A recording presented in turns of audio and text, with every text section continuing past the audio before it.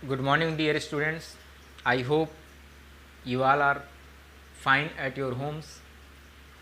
इन्हीं शुभकामनाओं के साथ आज हम पढ़ते हैं कृतिका में माता का आंचल। कृतिका एक जो है आपकी एक बुक है, सप्लीमेंट्री बुक, जिसमें स्टोरीज़ होती हैं।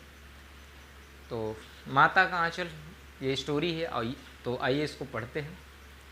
माता का आंचल ये शिवपूजन सहाय जी की एक कहानी है, जिसमें लेखक ने एक बच्चे को और उसकी माँ के संबंधों का मार्मिक वर्णन किया।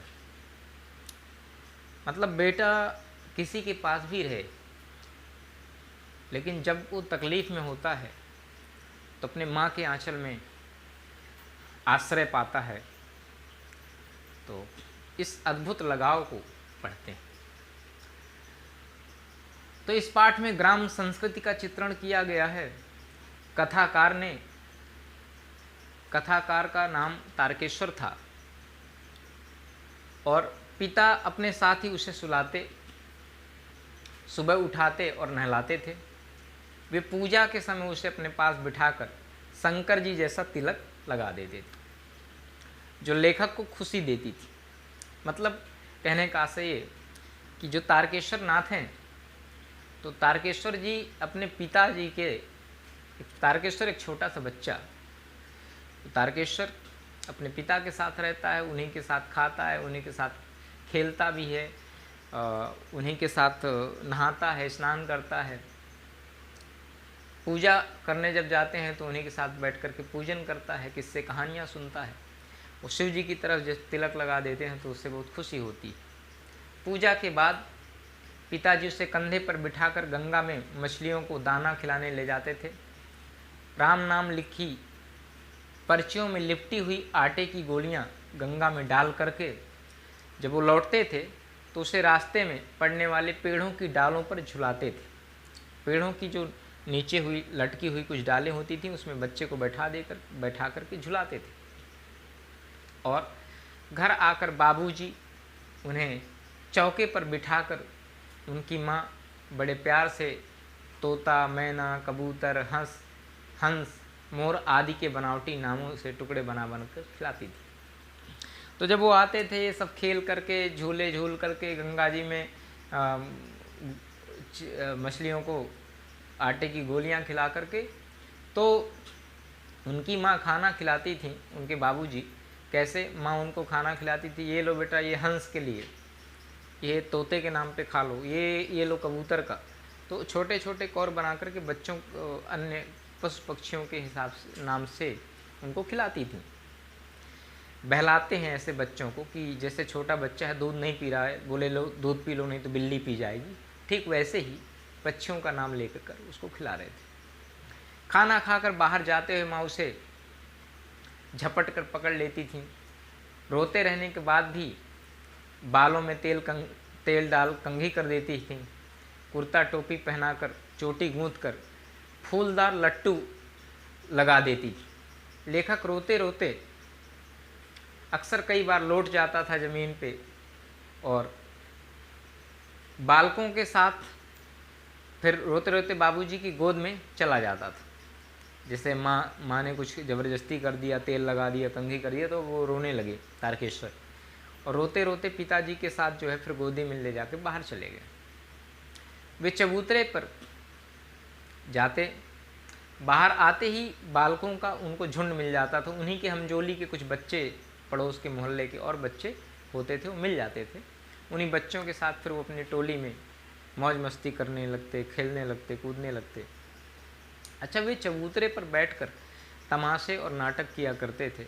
मिठाइयों की दुकान लगाते, गुड्डे गुड़ियों का खेल खेलते, घरौंदे के खेल खेलने वाले भी होते, वे भी खेल खेले जाते।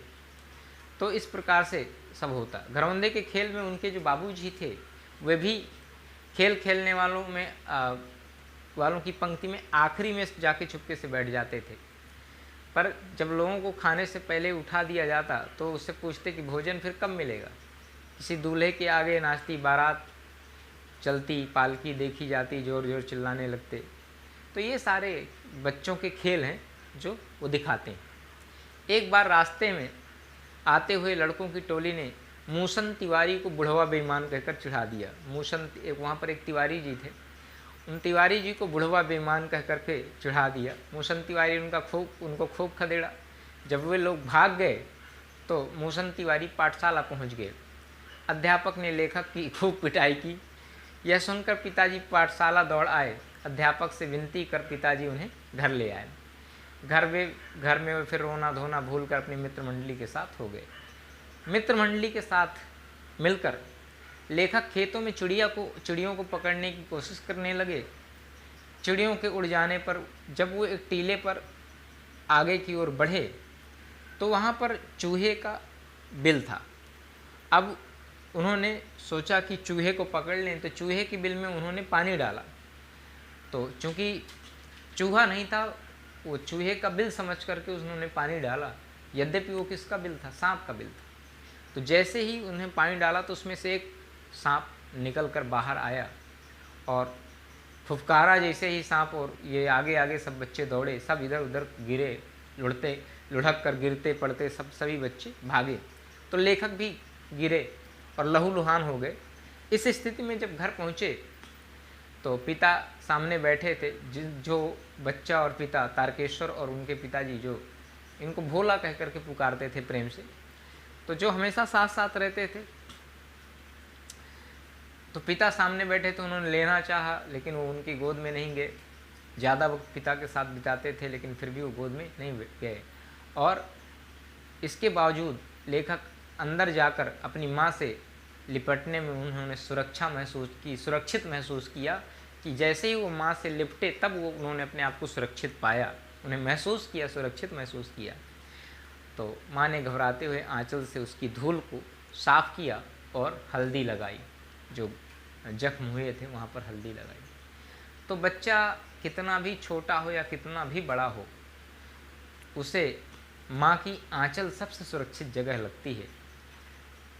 तो ये माँ और बच्चे के प्रति जो लगाव है, ये उसकी एक कहानी है।